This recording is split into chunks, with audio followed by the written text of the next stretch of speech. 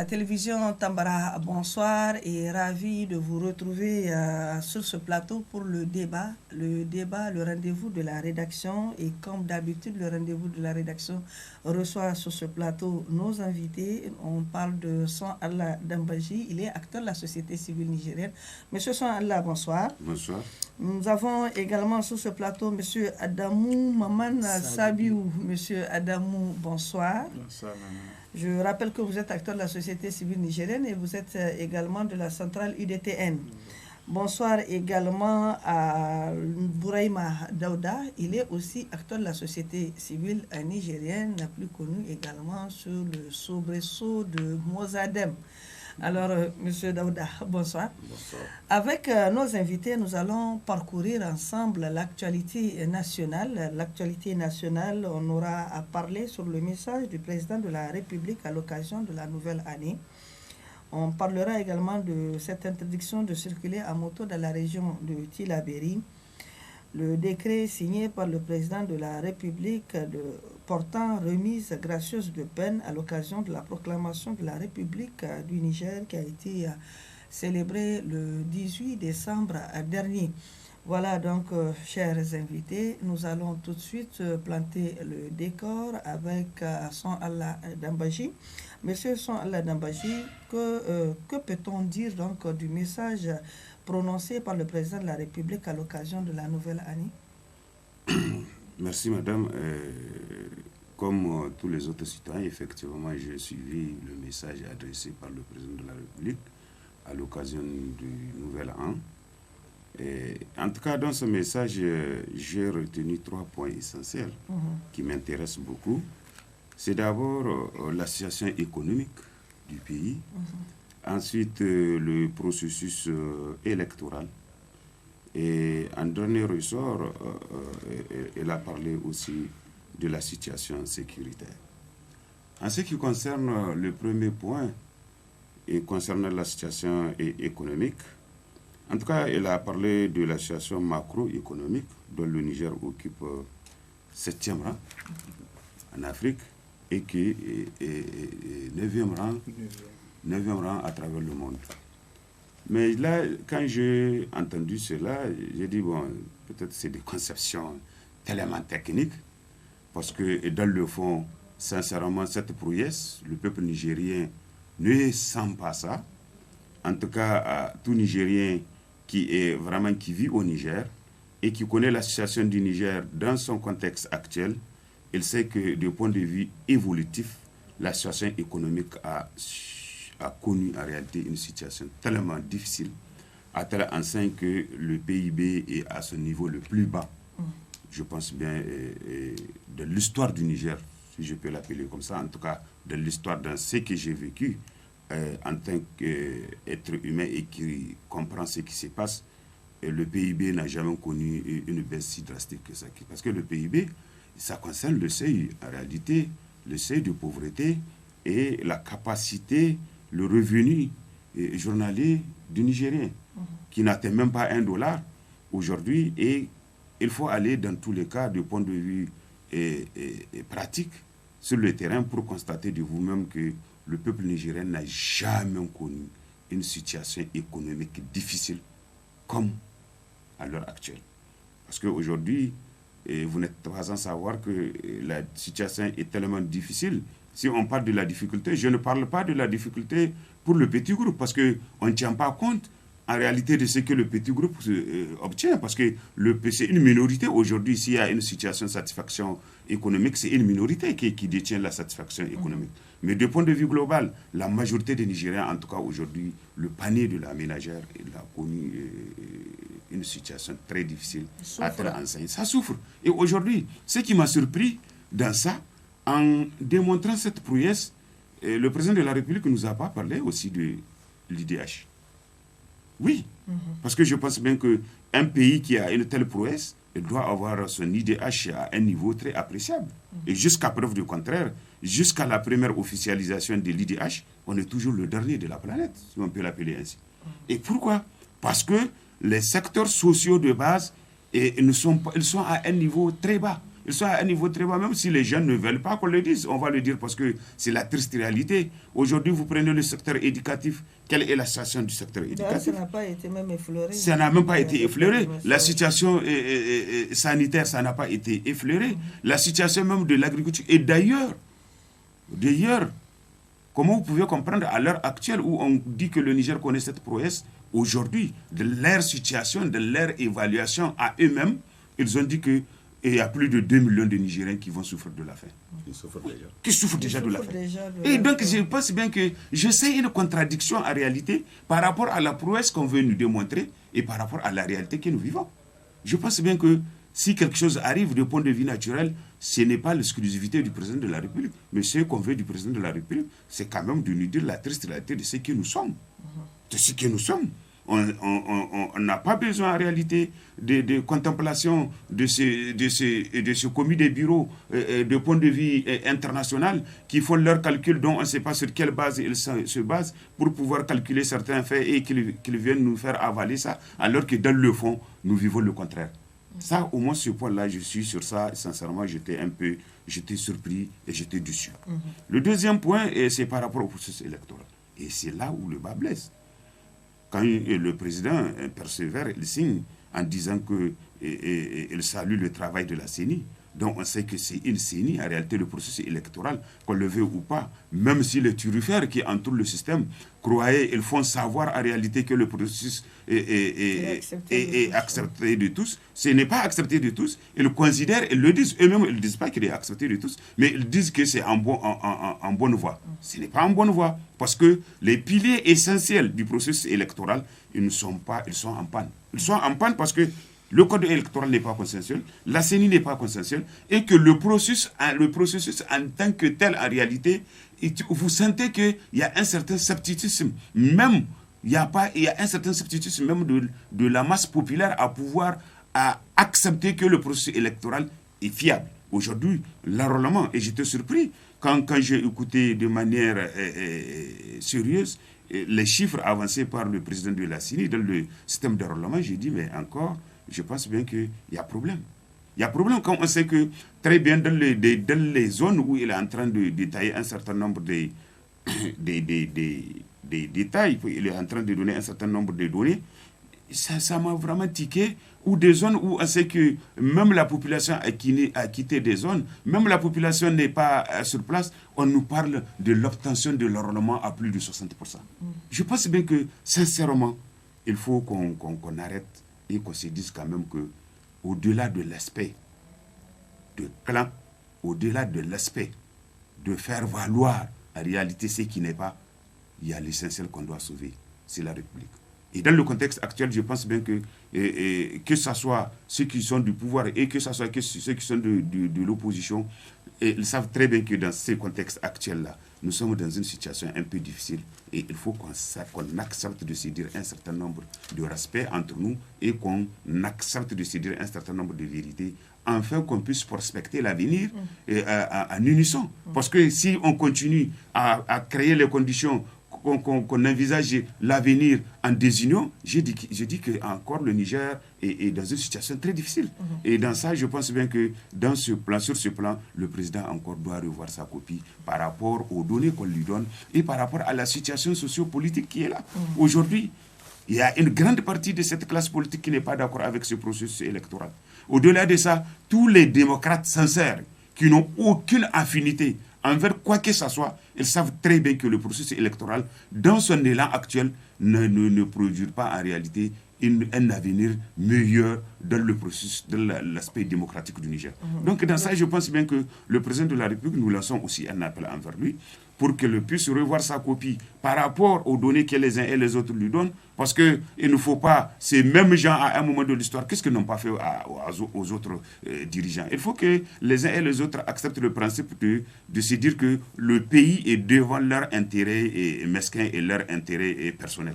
Je pense que au troisième point, si je m'abuse, c'est par rapport à la situation. Effectivement, j'ai dit la situation sécuritaire. Et la situation sécuritaire, c'est une situation extrêmement, je pense bien, elle a atteint un niveau où c'est extrêmement grave, madame. Et ça, je pense bien que le président de la République, je pense bien que l'appréciation de la gravité de la situation, et je pense bien que les turifères qui font croire en réalité que la situation n'atteint pas un niveau où il faut avoir la cohésion de tout le monde, et ces derniers seront déboutés incessamment par le président de la République. Parce que la situation sécuritaire aujourd'hui n'acceptera pas un traitement politique et politicien à la matière, parce qu'elle est extrêmement explosive à tel enseigne qu'elle exige le concours de tous les Nigériens sincères pour qu'on puisse décanter cette situation. Parce que cette situation sécuritaire, je pense bien qu'en 2020, effectivement, tout dépend de l'année 2020. Si en 2020, on n'arrive pas à décanter cette situation, parce qu'aujourd'hui, ça dépasse en réalité la responsabilité exclusive du président de la République, c'est la responsabilité de tout un chacun, de tout Nigérien sincère, qu'il puisse amener sa pierre à l'édifice pour qu'on puisse décanter cette situation. Si on n'arrive pas à décanter cette situation d'ici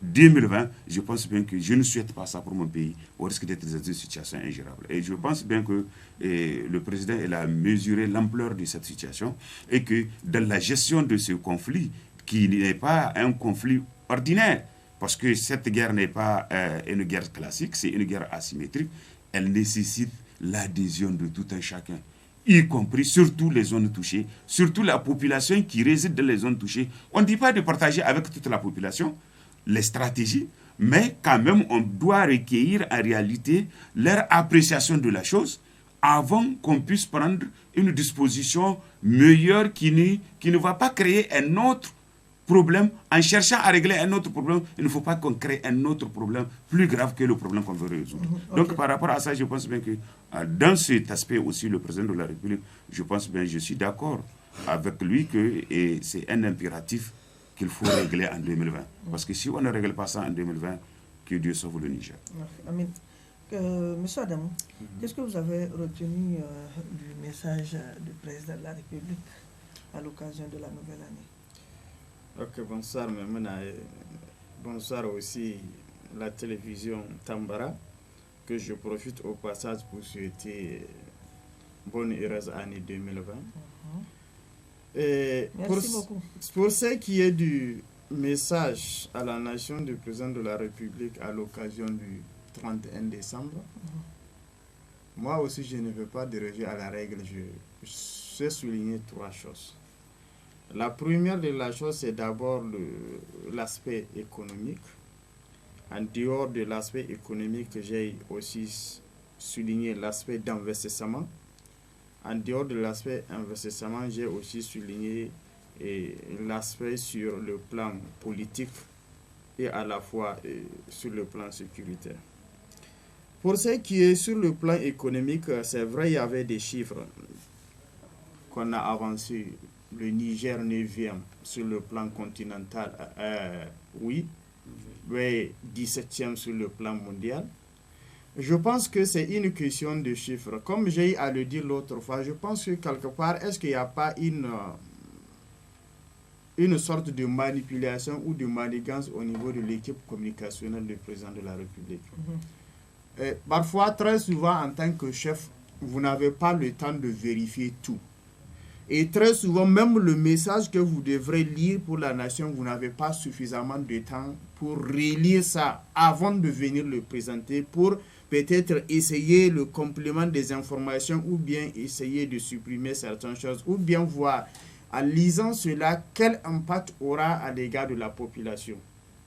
Sinon, c'est juste des chiffres qu'on a balancés sur le plan macro, et parce que c'est ça, je pense que l'un des travaux que son ex-ministre de Finances a eu à le faire, le fait de faire de l'économie une économie formelle. Or, l'économie nigérienne ne doit pas, sur tous les plans, être formalisée, parce que il y a des données qu'on ne peut pas avoir avec le système informel traditionnel du commerce qui fait régénérer et qui fait quand même vivre les citoyens lambda.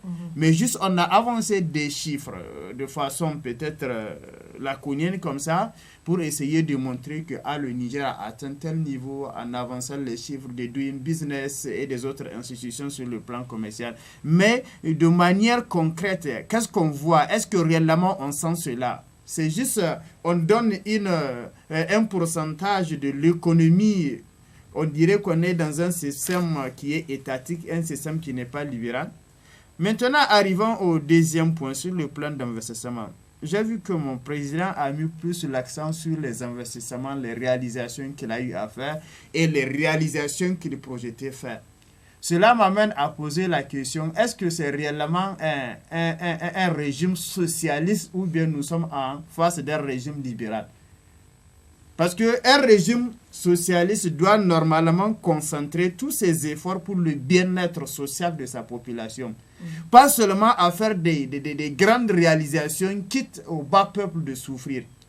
Quand on fait un peu la comparaison entre ce régime qui se dit idéologiquement socialiste par rapport au régime de Tanja, qui idéologiquement est un régime libéral, on constate que c'est l'inverse. C'est plutôt le régime de Tanja qui est un régime socialiste et l'actuel régime est un régime libéral. Et là, vraiment, ça pose du problème. Okay.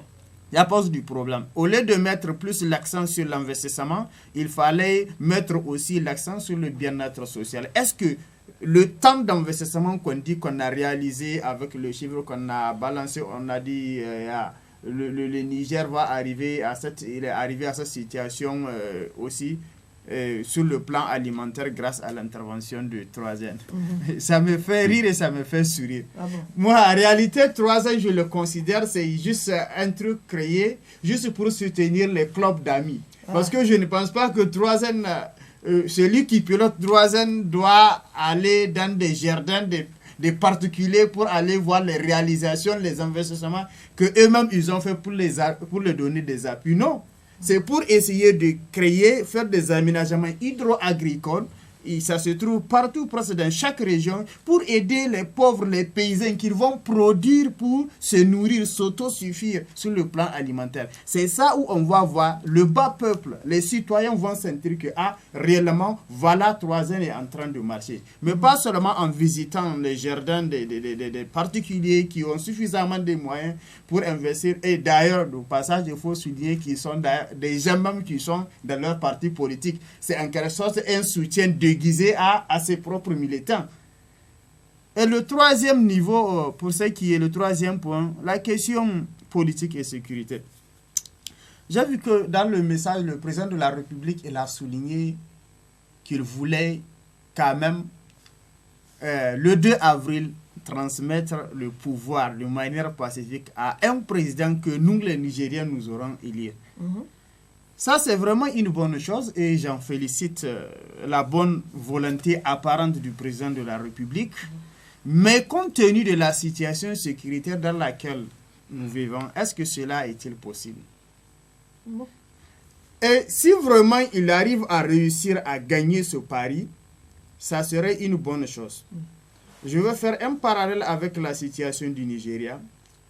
Quand Abdeslam Aboubakar a fait, je pense en 90, a fait la transition avant qu'il entre proprement dans l'ère démocratique, le premier gouvernement ou régime plutôt de Obasanjo, son premier et son deuxième mandat, à partir de ce temps-là, on disait si jamais ils ne réussissent pas à la passation du pouvoir à un civil, le Nigeria sera foutu.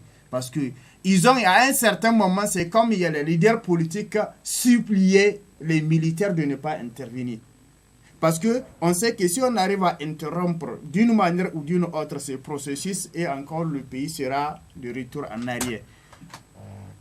Donc, quand je fais parallèle avec le Niger, si le président de la République arrive à réussir son pari vraiment de cette passation de pouvoir à un autre civil, ça serait une bonne chose. Okay, et pour cela, il faut qu'il fasse tout pour quand même endiguer le problème sécuritaire, pour que le problème sécuritaire ne puisse jamais avoir un impact d'abord sur l'enrôlement, sur le fichier biométrique de la CENI, ensuite sur le processus d'élection. Parce que dès qu'on part sur la base d'un fichier électoral contesté, là on jette déjà les bases, les germes d'un problème qui peut surgir après la proclamation des résultats. Okay. Donc nous souhaitons qu'on n'en arrive pas là.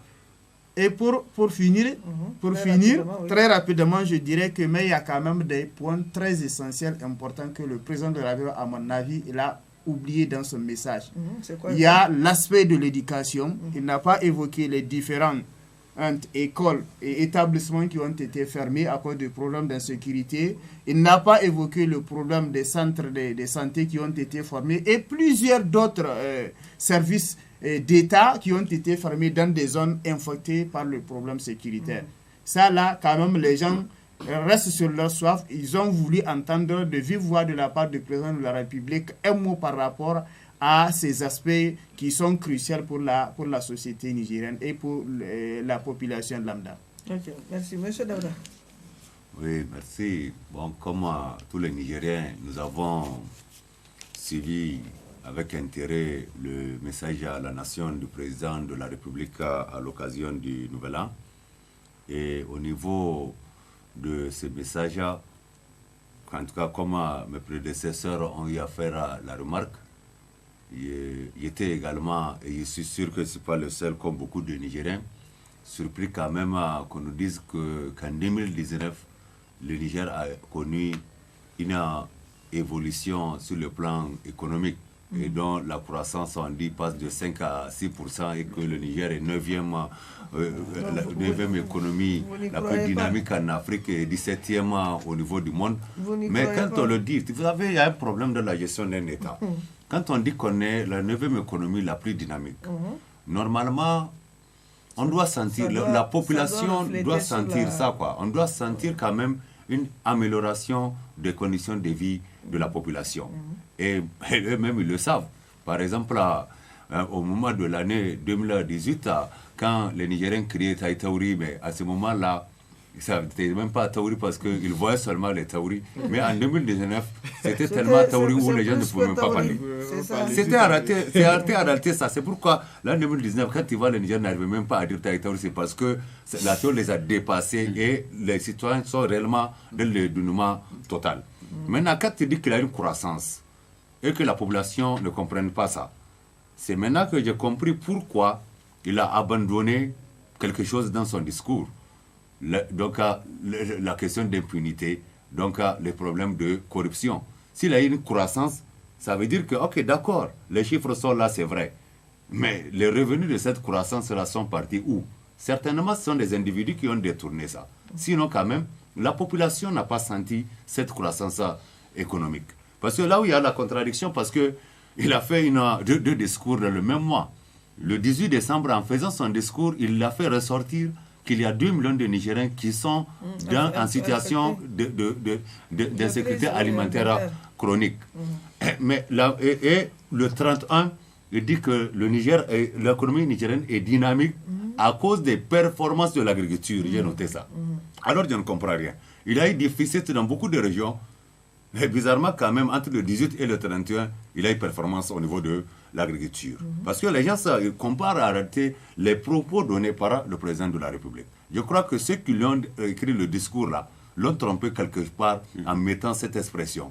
Parce qu'il y aura une contradiction entre le discours du 18 décembre et le discours du 31 décembre. Ça veut dire que là, au niveau de la question économique, en tout cas, la population n'a pas vu cette croissance. Maintenant, pour ce concernant la question sécuritaire, c'est vrai, il a reconnu lui-même que l'année 2019 a été une année très catastrophique sur le plan sécuritaire, parce que bon, là, dans tous les cas, tous les Nigériens l'ont su, c'est au moment dans cette année 2019 qu'on a vécu la mort de plusieurs de nos soldats et des populations civiles. On a assisté à des déplacements de populations, à des fermetures d'écoles, ainsi de suite. Mais il dit quand même qu'ils vont prendre des mesures et que l'année 2020 va être un tournant. Bon, pour que ça soit un tournant quand même, il n'a pas donné les annonces, peut-être que c'est pour des questions de secret militaire, mais quand même, il y a une chose qui est sûre, et on a relevé ça. Depuis 2012, on est en train d'évoluer avec les mêmes tactiques, les mêmes méthodes, et qui n'ont pas empêché les séries en masse de nos soldats ou les déplacements des populations. Je crois que pour que ça soit un réel tournant, il faudrait nécessairement changer de stratégie, de méthode. Et comme beaucoup, on a l'habitude de le dire, on ne peut plus continuer d'ailleurs avec les questions d'état d'urgence. et nous n'allons pas cesser de le dire, il faudrait qu'on évolue vers d'autres dispositions permettant de sécuriser mieux les populations. Parce que l'état d'urgence a montré réellement ses limites. Pendant combien d'années on est dans cette situation? Ça pénalise les régions. Mais oui, ça on va revenir. Ça pénalise les régions, mais on n'arrive pas à finir avec la question de sécurité. Et comme par hasard, on a toujours les mêmes personnes au niveau de la chaîne de la hiérarchie militaire. Et bon, on ne comprend pas.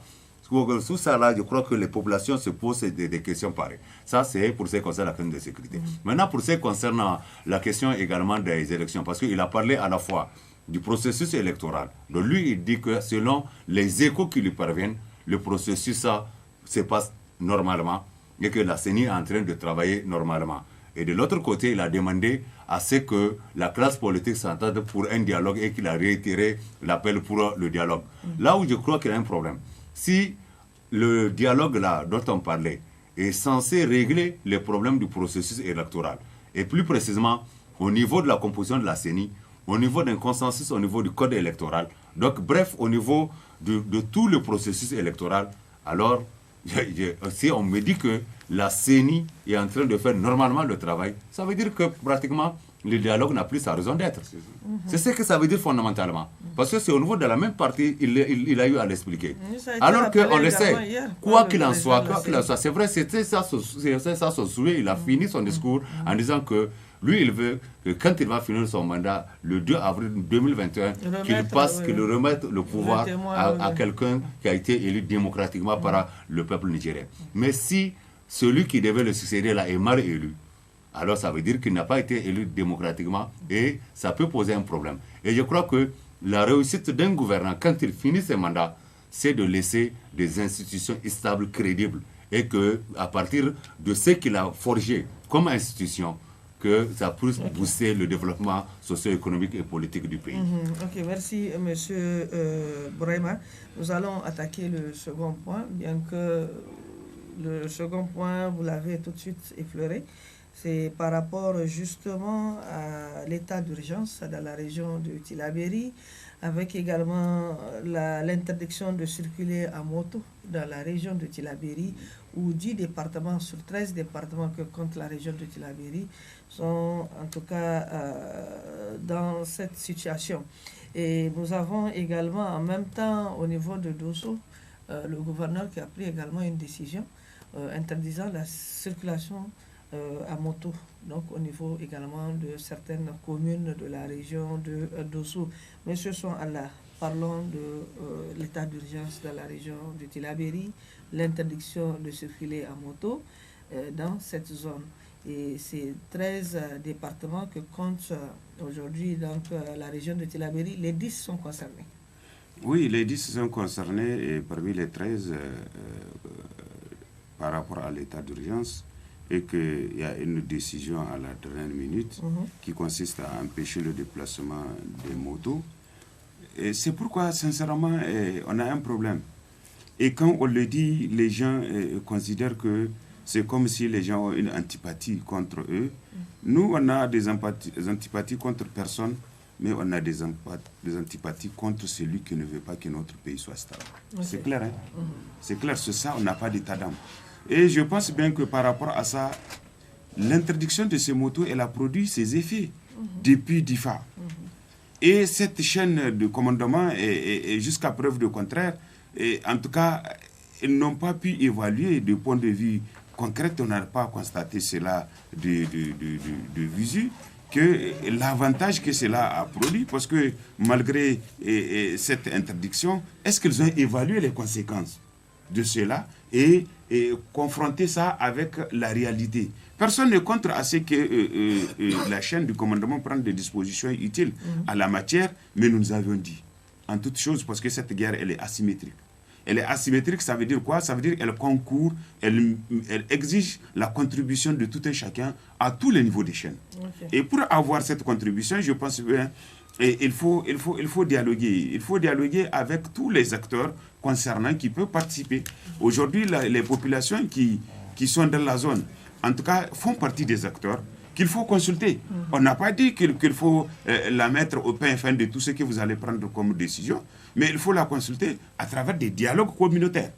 Les dialogues communautaires, il n'est pas dit que ce que vous allez faire, ce qu'ils ont fait au dialogue communautaire, que c'est d'office, il faut qu'on l'applique, mais ça permettra quand même à la chaîne du commandement de comprendre l'utilité ou pas de pouvoir prendre telle décision, à quel niveau il faut la prendre pour qu'il ne puisse pas produire des effets contraires. Pourquoi les effets contraires?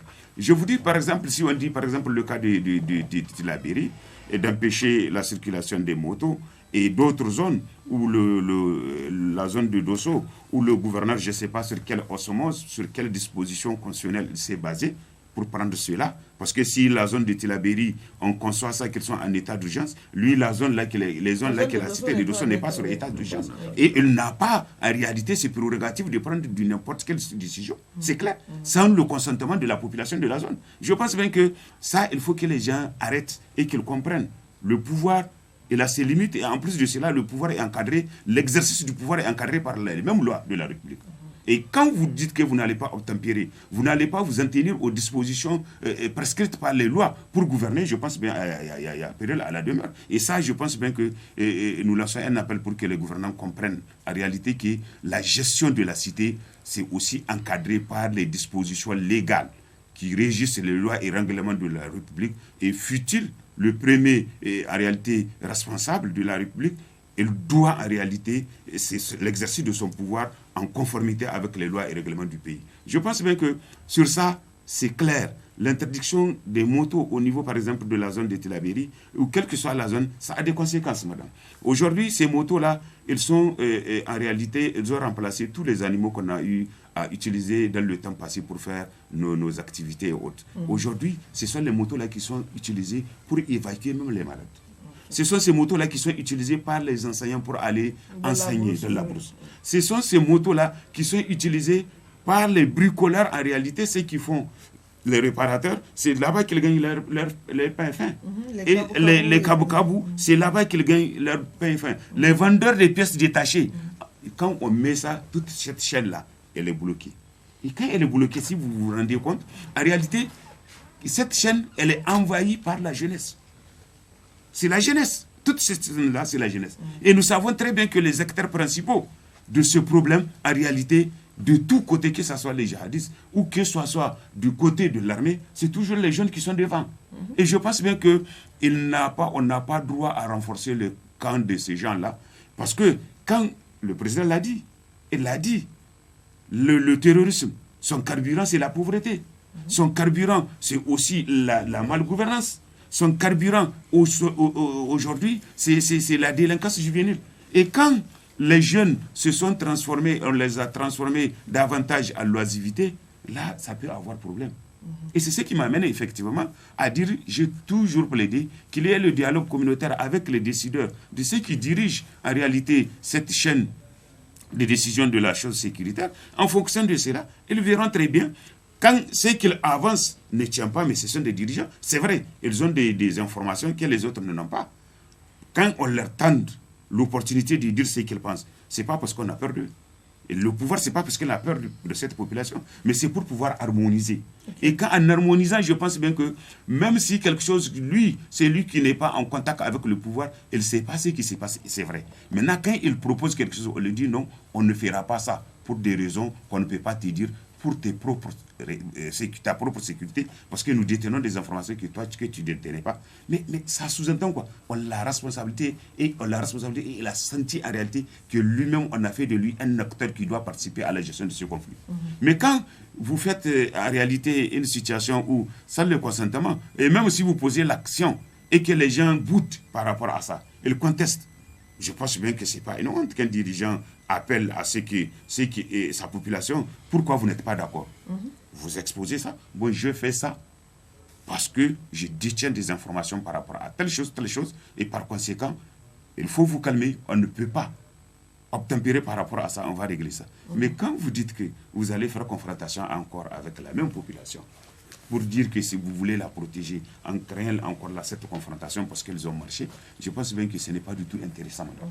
Ce n'est pas du tout intéressant, et c'est là où nous lançons un appel à ce que les autorités locales priorisent en réalité le dialogue entre la communauté qui les entoure pour pouvoir remonter l'information jusqu'au plus haut niveau, pour qu'ils puissent pouvoir faire la part des choses et prendre des décisions idéales qui vont intéresser l'intérêt général, que de renforcer encore cette division entre le peuple, alors que c'est le moment où on doit être soudés tous pour faire face à l'ennemi commun qui est en réalité l'adversaire commun, qui est en réalité le terrorisme. Et je pense bien que l'État et ceux qui gouvernent et cette chaîne de commandement, je pense bien que le président de la République, en tout cas, elle doit revoir cette chaîne de commandement. Parce que jusqu'à preuve du contraire, depuis le déclenchement de ces conflits, depuis au début du FA, en tout cas, elle a fait ses preuves. On n'a pas senti en réalité le vrai impact en réalité de la gestion de cette crise. Et cette crise ne fait que se renforcer. Non-obstant, dans tous les cas, nous savons que aussi, même si on ne veut pas le dire, on sent qu'en réalité aussi, les vrais responsables de cette crise qui nous a été imposée avec la dislocation de la Libye, se sont connus de tous. Parce que si la Libye n'a pas été disloquée, et cette situation n'allait pas nous arriver, ces djihadistes-là, ils ont duré dans la zone-là. Ils ont duré. Mais notre armée ou nos armées ont toujours pu contenir ça parce qu'il n'y avait pas une main invisible et cette main qui est devenue aujourd'hui visible parce que c'est cette main qui a détruit la Libye pour permettre à ce que les armes soient envahies dans nos zones. Et aujourd'hui, voilà la situation dans laquelle, la conséquence dans laquelle nous sommes en train de vivre et qu'on nous empêche de dire d'indexer ces gens-là. Même demain, on va les indexer parce qu'ils sont responsables du point de vue visuel par rapport à notre situation sécuritaire. Et je pense bien qu'ils ont intérêt. Ils ont intérêt, je pense bien, à pouvoir aussi regarder et accepter le principe qu'ils sont les premiers responsables par rapport à ça. Et ils doivent jouer leur rôle de pouvoir nous aider à pouvoir régler ce problème parce qu'ils sont historiquement responsables en grande partie de la situation actuelle d'insécurité. Ok. Monsieur Adamou, en quoi est-ce qu'aujourd'hui cette interdiction de circuler à moto dans la région de Tillabéri peut contribuer à lutter contre l'insécurité? Ok, merci. Avant de répondre, je voudrais souligner deux choses que j'ai négligées, oubliées dans le message à la nation. Okay. D'abord, le président de la République, il a parlé de la monnaie éco en 2020. Que dans son discours, il fait référence à la monnaie éco de la CEDEAO. Mais curieusement, il y a un responsable de l'IMOA qui a eu une audience à la présidence, ça doit être hier. Ça a été passé à la télévision nationale. Il est venu pour parler, à sa sortie même d'audience, il a parlé de l'écho de l'IMOA au lieu de celle de la CEDEAO dont le président de la République nous a annoncé à travers ce message à la nation. Okay. Là aussi, des bonnes interrogations demeurent. Et maintenant, au niveau de son message sur le plan économique, je pense que les sommets, malgré qu'il a omis un autre sommet, celui qui a été tenu dernièrement, par cette structure qui a quand même un siège au sein de l'ONU comme observateur, qui a tenu tout récemment avec la même agence UA 2019. Je pense que aussi il y a un manque à gagner que ce genre de sommet crée au Niger. Je pense que c'est quelque chose aussi qui doit être étudié.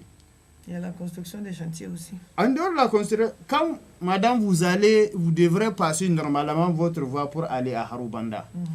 Peut-être vous quittez un quartier X vers un autre quartier de Harubanda. Maintenant, on vous oblige à faire un grand contour en empruntant le deuxième pont. Ça engendre une dépense supplémentaire sur votre budget prévu. Et il n'y a pas de mesure de compensation par rapport à cela. Un pays qui n'est pas loin de chez nous, Sénégal, ils ont dit que la raison pour laquelle c'est le président Macky Sall qui disait ils ont construit les autoroutes, c'est parce qu'après une étude, ils ont compris que parce qu'ils ont un problème de tronçons de double voie express, ils ont vu que ça crée les embouteillages et crée une perte énorme de plus d'1 milliard. Seulement au sein du Sénégal. Oui, en termes d'économie. Ça, c'est par semaine. Donc, pour cela, il faut décongestionner. Et j'en passe. Je pense qu'au niveau de la situation sécuritaire... On revient sur la situation sécuritaire, oui. Il y a ce qu'on appelle en droit les mesures de sûreté. Les mesures de sûreté sont de deux ordres. Il y a des mesures de sûreté qui sont d'ordre judiciaire, que c'est le juge qui prend la décision, qui les décrète. Mais il y a les mesures de sûreté administratives, qui semblent être les mesures qui ont été prises pour la région de Tillabéri et même pour la région de Dosso. Et je pense qu'à ce niveau, oui, l'interdiction de circulation des motos pouvait peut-être aider l'armée dans la lutte contre le banditisme ou le terrorisme. Mais de l'autre côté, cette interdiction risque aussi de créer des recrues pour le terrorisme, risque d'alimenter le terrorisme. Et pourquoi?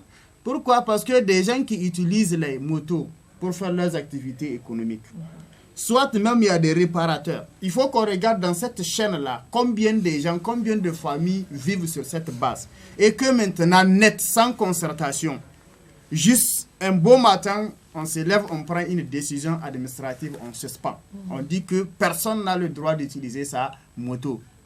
S'il l'utilise maintenant, il aura à faire face à l'armée. Les gens là, soit ils quittent la zone, ils vont vendre leur moto et quitter la zone. Peut-être certains vont partir en exode, c'est ceux qui ont peut-être vont un peu facilement bien réfléchir. Ou bien d'autres, ils vont vendre les motos. Et ceux qui n'ont plus rien à manger maintenant, ils vont essayer de rejoindre le clan des terroristes. Donc, au lieu de combattre le terrorisme maintenant, cette interdiction peut renforcer le terrorisme. On ne dit pas à l'État de dévoiler tous ses plans. C'est pas quand même fiable, ce n'est pas bon. Parce que ce n'est pas seulement quand il adresse un message, ce n'est pas nous seulement les citoyens honnêtes qui le perçoivent, il y a aussi d'autres qui sont des citoyens malhonnêtes, mal intentionnés, qui pouvaient aussi s'en servir de ça pour maintenant s'adapter selon le plan du gouvernement. Et je pense que l'État devrait revoir, c'est pas quand même un échec de la part d'un État d'écouter sa population. Et il peut aussi songer à avoir des mesures de compensation pour éviter à ceux qui ont des esprits faibles tombent entre les mains de ces terroristes. Okay. De l'autre côté de Dosso, c'est une mesure que le gouverneur a prise, probablement sur l'instruction, parce que c'est dans sa région, il a quand même celui, le responsable de cette région, il peut prendre des décisions administratives, que si on était dans des États où il y a un respect entre, c'est-à-dire l'efficacité d'une mesure, qu'elle soit judiciaire ou administrative, et son efficience, les gens regroupés de manière structurée pouvaient attaquer, parce que c'est une décision administrative, ils pouvaient l'attaquer devant qui des droits dits ils ne sont pas d'accord. Mais le problème qu'on a ici, des gens ont peur qu'ils essaient de faire, on va essayer de les coller une étiquette peut-être politique. Au lieu que le reste de la population les comprenne, ils ne vont pas les comprendre, risque de les discréditer. Mais c'est une mesure administrative. Ils peuvent quand même se pourvoir devant une institution judiciaire compétente pour voir, pour étudier réellement si cette décision elle vaut la peine. Si elle ne vaut pas la peine, on va carrément l'annuler. Okay. Et comme la Constitution disait que la loi, elle nous est une décision judiciaire, elle nous est imposable à nous et à eux qui sont nos gouvernants. Je pense que de l'autre côté, pour terminer, je dirais ceci. Et il se peut que c'est dans le but peut-être de faire en sorte que le recrutement, pas le recrutement, l'enrôlement biométrique puisse fonctionner selon les explications du gouverneur. Si tel est le cas, il n'y a pas d'autre but caché. Espérons que c'est seulement ça le cas et ça ne va pas dépasser ces 2 semaines. Espérons que c'est une bonne chose. Mais s'il y avait des intentions cachées, ça risque aussi d'engendrer d'autres choses qui sont cachées qu'on ne le souhaite pas. Merci.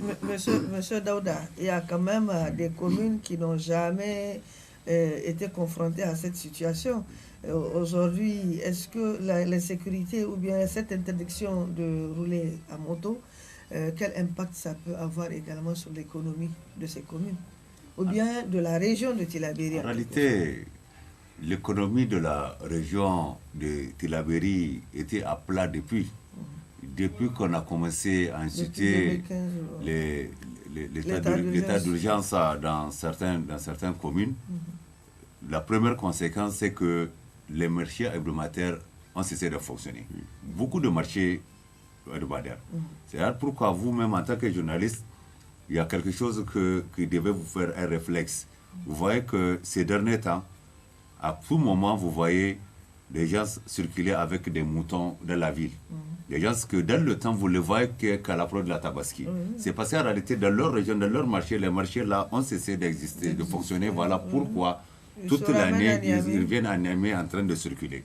Donc déjà, avec l'état d'urgence où dans le temps, on disait que les motos ne circulaient pas, je crois que jusqu'à 18h, à partir de 18h. Mais maintenant, là où ça va encore devenir plus grave, c'est que c'est de manière systématique. On dit que les motos ne circulent plus au niveau de la région, de jour comme de nuit. C'est-à-dire que c'est de manière systématique. Or, le problème réel que ça va poser sur le plan économique, c'est pratiquement dans ces régions à plus de 90% le moyen de transport au niveau des populations. Ce sont les motos qui peuvent leur permettre de faire l'ensemble des déplacements. Et c'est ce qui permet de booster le système économique au niveau de ces régions. Surtout qu'en majorité, ce sont des zones rurales et que c'est vraiment avec ça. Ça veut dire quoi? Du coup, beaucoup d'activités vont cesser d'exister. Maintenant, c'est que la décision n'a pas dit, c'est là où on ne peut pas comprendre. Cette interdiction-là, on ne nous a pas donné le délai dans lequel on le fait. Si c'est pour un délai très court, pour des raisons stratégiques, ils ont besoin de faire d'autres opérations parce que ça, au moins, pour des raisons de sécurité, on ne peut pas nous dire ça, pour communiquer ça à la population. Ils sont les seuls quand même à savoir les actions qu'ils vont faire et les instructions qu'ils ont données aux forces de défense et de sécurité. Si c'est pour endiguer d'une manière définitive l'insécurité au niveau de la région, là ça peut aller. Parce que c'est vrai, ça touche directement la population et les intérêts de la population. Et c'est comme on le dit, on ne peut pas faire des omelettes sans casser des œufs. Maintenant, si on arrête ça de manière systématique, on dit que personne n'a le droit de circuler avec une moto au niveau de ces régions. Ça veut dire quoi? On doit de l'autre côté donner l'instruction aux forces de défense et de sécurité de tirer sur n'importe quelle personne qui circule sur les motos. Parce que le problème fondamental qui se pose, on a dit que c'est une guerre qui est asymétrique. On ne connaît pas exactement qui est terroriste, qui ne l'est pas. Ils peuvent être avec nous, on ne peut pas les savoir. Parce qu'on ne peut pas les identifier. Maintenant, si ces motos-là, c'est à partir des villages, à partir à l'inter, là, on les prend pour aller faire les opérations, on les a demandé d'arrêter. Si c'est de l'extérieur, ces motos viennent. En tout cas, ça peut permettre quand même aux forces de défense et de sécurité de faire le contrôle. Parce que si tout le monde circule et qu'on nous attaque avec des motos, quelque part, ça peut poser un problème. Parce qu'au nom de la question des droits de l'homme, les forces de défense et de sécurité ne peuvent pas voir quelqu'un sur une moto et tirer sur lui, puisqu'il n'y a pas d'interdiction. Par exemple, au moment de la sécurité, quand on dit à partir de 18h jusqu'à 6h du matin, ça veut dire qu'une sorte de couvre-feu, ils ont la possibilité de le faire. Maintenant, on a dit que c'est de manière systématique. Je crois que nous, en tant que défenseurs des droits humains, c'est vrai, on déplore le problème économique que ça pose, et c'est pourquoi nous appelons les gouvernants à rechercher des alternatives pour que l'économie ne s'écroule pas complètement, et même s'ils ne l'ont pas fait en amont, en tout cas de procéder à la sensibilisation de ces populations pour que ces populations ne se révoltent pas, pour leur montrer que c'est quelque chose qui est temporaire et que c'est pour en réalité leur bien, c'est pour leur sécurité. Mais c'est quand même, quand ça dure, si c'est juste arrêter la circulation des motos pour arrêter, si ce n'est pas pour avoir d'autres méthodes permettant d'anéantir les terroristes, je crois que ça va poser un problème au niveau de ces régions.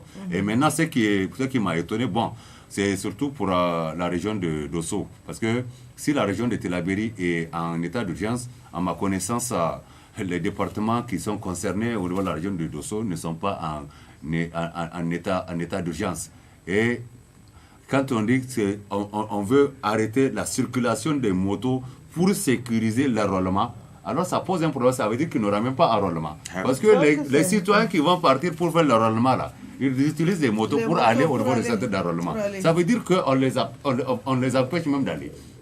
Je connais bien ces régions. Je connais bien ces régions.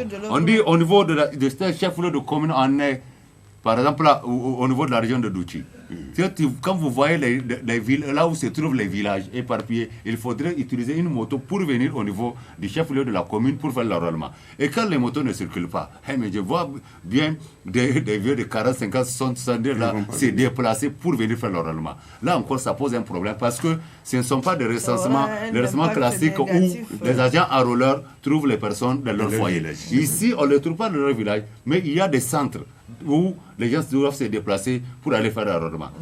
En tout cas, il doit réfléchir. Ça peut poser également un autre problème parce qu'on risque de ne pas faire enrôler certaines personnes parce qu'ils n'ont pas les moyens pour se déplacer. Et comment se fera également, M. Dambaji, parce que vous êtes aussi enseignant, les enseignants aujourd'hui qui se retrouvent dans ces zones-là, avec des fonctionnaires également de l'État, comme les enseignants, comment est-ce que ça va se faire? Est-ce qu'il n'y aura pas un impact également sur l'éducation, la santé? Oui, madame, je vous ai déjà dit ça. Avoir l'impact, il y a des impacts. Aujourd'hui, avant même qu'on interdise la circulation des motos, il y a combien d'écoles qui sont fermées à cause de l'insécurité? Elles sont nombreuses. Et ça, je pense bien que ça va revenir encore renforcer la fermeture d'autres écoles. Parce que dans le cas d'espèce, il y aura plusieurs, la difficulté ne fait que s'empirer. Et pour revenir au cas du gouverneur de Dosso, il faut que ça soit clair. Quand je disais que il faut que vous transformez la gestion de la cité dans la règle de l'art prévue par les lois et règlements du pays. Est-ce que la loi lui permettra de prendre une telle disposition de point de vue administratif? C'est important, le moment où la zone n'est pas sur état d'urgence. Parce que ça risque d'être entrave à la liberté de circulation des biens et des personnes. Et là, quelle couverture du point de vue juridique? Parce que administrativement, ça m'étonne fort qu'il y ait une couverture par rapport à ça. Parce qu'aujourd'hui, seule l'Assemblée peut donner le quitus de mettre une partie du Niger sous état d'urgence. Et le gouvernement, il le fait, à chaque moment, il transmet.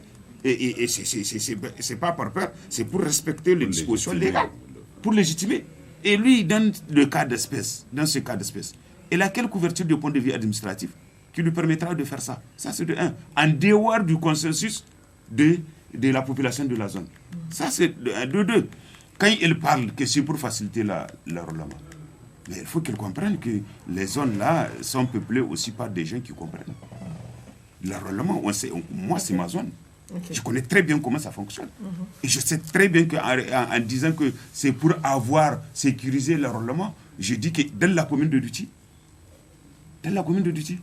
en tout cas, à ma connaissance, il n'y avait jamais eu une tentative d'attaque dans la commune de Douchi. Ça, c'est de un.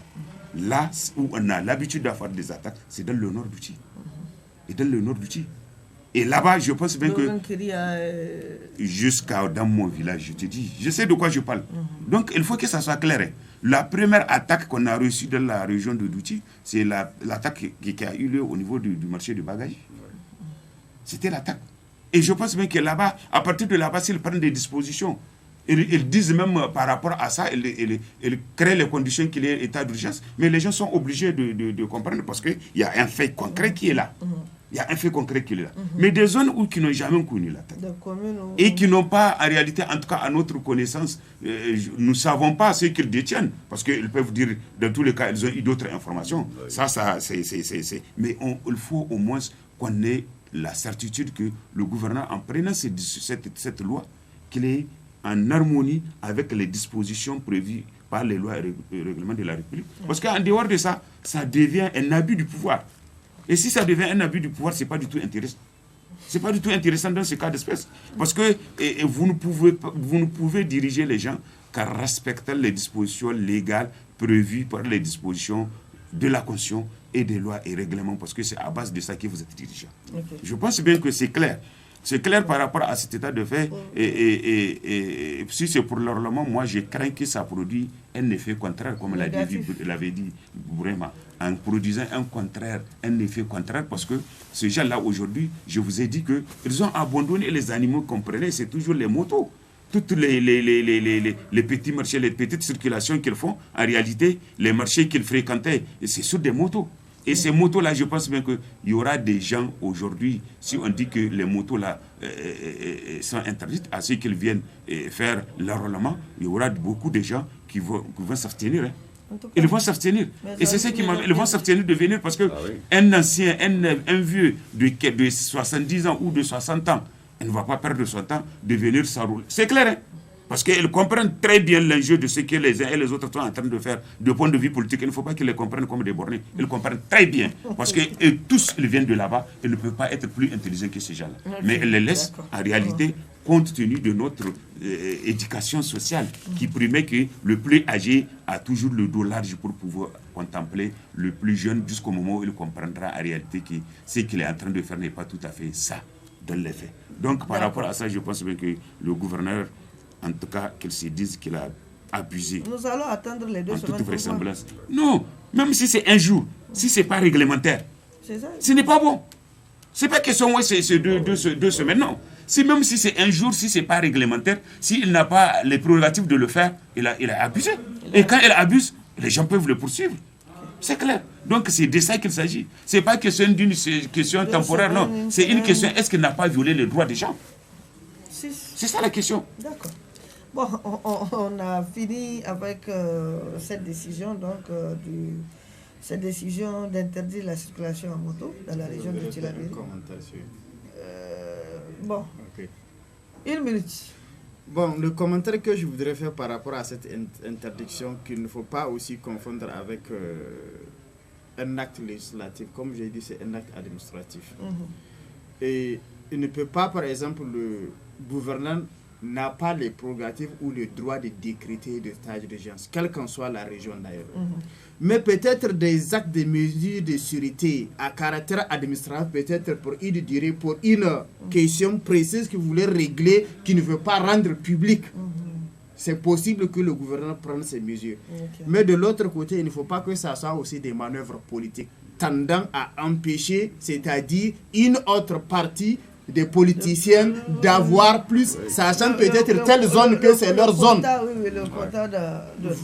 Voilà, c'est par rapport à ça, je pense qu'il faut plus souligner. Parce qu'on peut faire des manœuvres politiques tendant à discréditer ou à priver l'adversaire d'avoir des voix suffisantes. Aujourd'hui, c'est le gouverneur de Dosso. Demain, il se pourrait que le gouverneur... Oui, madame, par rapport même à l'acte administratif, c'est clair, il y a des dispositions au préalable avant de pourrir un acte administratif.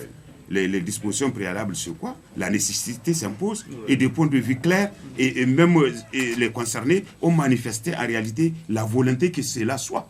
Et lui, en tant que premier responsable, là, il prend l'acte et il s'assume. C'est un acte administratif. Mais quand, en réalité, c'est de manière, au nom du pouvoir, vous posez un acte sans respecter les préalables de l'acte administratif, je dis que ça devient un abus. Ok, on est d'accord sur ça. Voilà, je risque d'être sur la même liste. C'est ça. Bon, on verra quel sera dans le tour de notre gouverneur. C'est ça. Pour prendre une décision aussi.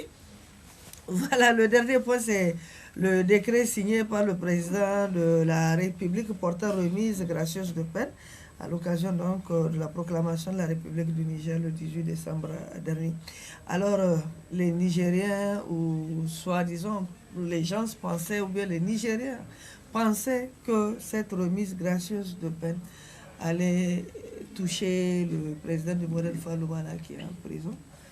Monsieur Sohalda. Non, madame, je pense bien que... Je reviens avec vous, parce que les militants aussi ont fondé de l'espoir. Et je vous dis que le moment où je voyais les gens faire des supputations à la matière, qu'ils vont bénéficier de ça, j'ai dit peut-être les gens n'ont pas regardé les textes.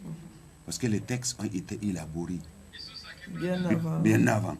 Et quand les gens ont regardé les textes, moi j'ai eu au moins l'audace un peu de regarder les textes et voir que dans quelles conditions ils peuvent bénéficier.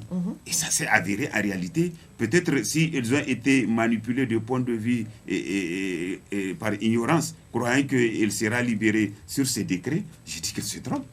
Moi, je l'ai dit à qui veut l'entendre, et tous ceux qui m'approchent dans ce j'ai dit c'est difficile. C'est difficile, de point de vue texte, allez-y lire le texte, ça c'est bien. Et c'est difficile de point de vue politique, allez-y voir, parce que ils ne vont pas faire tout ça là pour ça. C'est intéressant. Ils ne vont pas faire tout ça là pour ça. Mais c'est clair. Ils vont faire tout ce qui est manœuvre politique et politicien à la matière et à la dernière minute et revelote la situation pour que l'adversaire revienne à la charge et qu'avec ses potentialités et qui se dessinent parfois et qu'il revienne à une situation où ils sont, mais je vous dis que ça sera très difficile. Donc ça là, vraiment, pour celui qui est lucide, il sait que c'est très difficile, madame. Il faut qu'on soit objectif et sincère entre nous. C'est très difficile. Je loue le courage du président Hama d'accepter de venir purger sa peine. Parce que moi, j'aurais aimé que depuis le début, il aurait dû accepter de venir purger sa peine. Et je pense bien que l'histoire va faire le reste. C'est mieux, mais il ne faut même pas cultiver l'espoir de croire qu'on va le libérer sur des supputations politiques et politiciennes au nom d'un quelconque cadre politique de dialogue. D'ailleurs, ce cadre de dialogue politique qui a été mis en place, mais il est devenu un mornay. Elle est devenue un mornay. Et c'est devenu en réalité un jouet dans les mains de ces politiciens. Des ping-pong, y compris même ceux qui sont habilités et ceux qui sont appelés à imposer pour que ce dialogue politique soit une réalité de l'intérêt national. Vous avez vu que c'est de la bouche que les gens disent qu'il y a dialogue politique. Et dans les faits, les gens en réalité ne veulent pas de ce dialogue politique. Parce que, madame, je vous dis, on est en train de progresser à pas de géant vers les élections. Et à moins de 6 mois des élections, il n'y a aucune disposition qu'on peut modifier au nom de leur disposition de la CEDEAO. Parce que moins de 6 mois des élections, tous les cadres ou toutes les dispositions électorales, on ne la touche pas pour la modifier. Sont déjà verrouillés. Sont déjà verrouillés. Et vous voyez, on tend vers ça. À moins de 6 mois des élections, c'est fini. Et quel que soit ce que le verbiage que le cadre, le comité de dialogue politique va faire, il n'y aura pas. Donc il n'y a plus de possibilités. Il n'y a plus de possibilités. Parce qu'ils ne vont pas. Et de l'autre côté, ceux qui se retrouvent dans la première monture, ils vont brandir les dispositions, les principes de la CEDEAO. Et par rapport à ça, vous ne pouvez rien faire comme modification. Et de l'autre côté, ils vont se camper sur leur position. Allez-y faire les élections. Avant les élections, on va contester les élections. Et avec l'insécurité, là, on sera où? C'est ça le problème. Et c'est ce qui nous inquiète.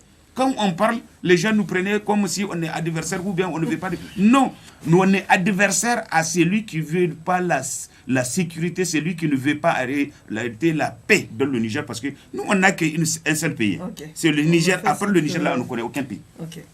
Oui, très rapidement, M. Adam. Très rapidement. Quel avenir politique pour Hama? Avenir politique, avant d'arriver, il faut parler d'abord de la grâce présidentielle sur laquelle les gens fondaient l'espoir. Je pense que, du point de vue juridique, la grâce présidentielle n'arrange pas Hama. Le président Hama ne va même pas demander la grâce présidentielle. Parce que la grâce présidentielle, elle a fait quoi? C'est seulement une remise de peine. C'est-à-dire, sur votre casier judiciaire, la condamnation existe. Et le problème qu'a Hama Amadou avec le jeu politique au Niger, c'est quoi? C'est parce qu'il y avait l'interdiction par rapport à ses droits civiques et politiques. Et lui, maintenant, sa lutte, c'est de recouvrer ses droits civiques et ses droits politiques pour pouvoir se présenter. C'est aussi la lutte de ses militants. Il y a deux choses qui arrangent le président Hama. Si le président de la République, bien sûr avec l'Assemblée, accepte de le faire, c'est une loi d'amnistie. Pourquoi? Parce que la loi d'amnistie, juridiquement, c'est une mesure tendant à faire oublier l'infraction, c'est-à-dire elle supprime, dans le jargon juridique, l'action qu'il a été posée et la condamnation qu'il devrait suivre. Donc, son casier judiciaire devient vierge. Donc, quand il va aller chercher son casier judiciaire, cette condamnation de supposition de bébé ne va plus disparaître. Ni l'acte, ni la condamnation. Un autre aspect, c'est quand il finit de purger sa peine. Là aussi, c'est problématique, c'est difficile. Que le président de l'amnistie, c'est une loi, ça doit émaner de l'Assemblée. Ce n'est pas le président de la République qui doit prendre une loi d'amnistie, c'est l'Assemblée qui la vote. Un autre aspect, c'est la réhabilitation. C'est-à-dire qu'après qu'on l'a dépouillé de ses droits civiques et politiques, il a fini de purger sa peine, qu'on puisse maintenant prendre une décision maintenant pour le réhabiliter. Mais est-ce que vous pensez qu'en tant qu'adversaire politique, il y aura tout ça. Est-ce qu'on pouvait maintenant le réhabiliter pour le permettre de se présenter? Donc que les gens vraiment ne font pas d'illusions. Ne font pas d'illusions, c'est pas possible. Mais cependant, Et comme grand frère d'Amboy l'a dit, j'apprécie quand même le courage du président Hama d'accepter de lui-même et sans tapage, sans tambour, sans bruit, revenir pour purger sa peine. Au moins, quand même, la population, ses militants, les gens vont lui reconnaître quand même cette bravoure. Ça, c'est déjà bien. Mais de point de vue vraiment, l'avenir politique, on ne sait pas ce qui se trame en bas, mais voilà vraiment les sorties juridiques pour pouvoir lui permettre de recouvrer ses droits politiques. Ok. Monsieur, vraiment pour finir, aujourd'hui le modèle Falouman attend vers le congrès, donc extraordinaire, qui va élire le président, leur représentant, leur candidat en fait pour les élections à venir.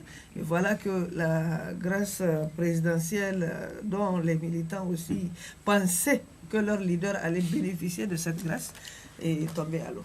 Bon, je crois que c'est ces militants qui pensaient à ça. Mais je suis sûr que le concerné, lui, n'a pas d'illusion, certainement il ne l'a jamais cherché. Parce que quand vous regardez l'évolution de la chose, d'abord jusqu'en 2015, quand vous lisez les textes qui donnaient les remises gracieuses, on n'a pas introduit l'exception de ceux qui sont condamnés pour supposition ou pour complicité de supposition d'enfants. On a commencé à l'introduire à partir de 2016. De 2016. À partir de 2016. Ça veut dire que cette disposition-là était déjà programmée pour un individu. Vous comprenez ça? Oui, c'était programmé. Okay. Vous regardez, parce que nous lisons les textes. Jusqu'en 2015, cette disposition n'existait pas. C'est à partir de 2016 on l'a introduit. Ça veut dire quoi? N'importe qui sait pourquoi on l'a fait. Et vous avez vu, pour 2019, la cause qu'on l'a fait, c'est encore revenu pour ceux qui sont condamnés pour supposition ou complicité de supposition d'enfants. Dans tous les cas, pour l'instant, c'est lui seul et les agents de santé qui sont... Là-bas, il a déjà purgé. Et les agents de santé qui sont encore en train de purger leur peine, c'est les 3 ou 4 là seulement qui sont concernés. Et puis, ce que vous oubliez, si Ham est revenu, ça veut dire que c'est que ça ne lui reste pas beaucoup de temps. Et il a fini l'ensemble de ses voies de recours. Et il sait que ça ne lui sert à rien de continuer à rester à l'extérieur. Et vous avez constaté, depuis que la CEDEAO a rendu son verdict, il a choisi de venir purger sa peine. Maintenant, si le président de la République n'a pas eu le courage politique de lui faire ça, pour que la population et même les militaires de Hama l'apprécient, dans tous les cas, Hama va être libre avant le début des élections. Même si les dispositions qu'on a au niveau du code électoral et autres là, l'empêche d'être candidat, il ne faut pas oublier une chose. Il y a les textes qui disent que la personne va perdre ses droits politiques et autres, mais il y a également les qualités intrinsèques de l'homme. Je suis sûr que ce qui connaît Ham, c'est quelqu'un qui peut mobiliser assez de foule. Même s'il n'est pas candidat, il peut faire du mal. Alors, mieux vaut même être son allié que d'être son adversaire. C'est une réalité, parce qu'il sort dans une situation.